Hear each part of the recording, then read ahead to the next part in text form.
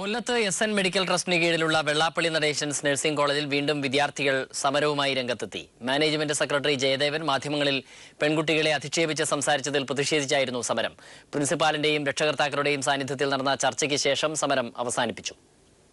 അടിസ്ഥാന സൗകര്യം മെച്ചപ്പെടുത്തണമെന്നും അനാവശ്യ നിയന്ത്രണങ്ങൾ ഒഴിവാക്കണമെന്നും ആവശ്യപ്പെട്ടുകൊണ്ടായിരുന്നു കഴിഞ്ഞ ദിവസം നഴ്സിംഗ് വിദ്യാർത്ഥികൾ സമരം നടത്തിയത്.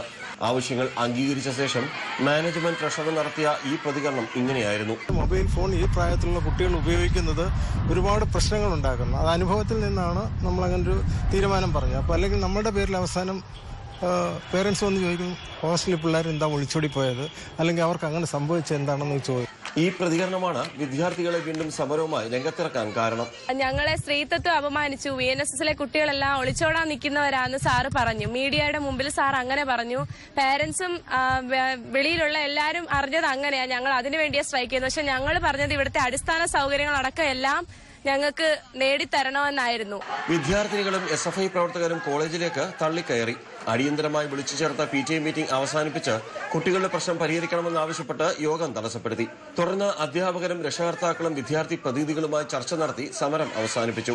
സ്ഥലത്തില്ലാത്ത മാനേജ്മെന്റ് ട്രഷറർ തിരികെയെത്തി വിദ്യാർത്ഥിനികളോട് മാപ്പ് പറഞ്ഞില്ലെങ്കിൽ വീണ്ടും സമരം ആരംഭിക്കുമെന്നും വിദ്യാർത്ഥിനികൾ മുന്നറിയിപ്പ് നൽകി.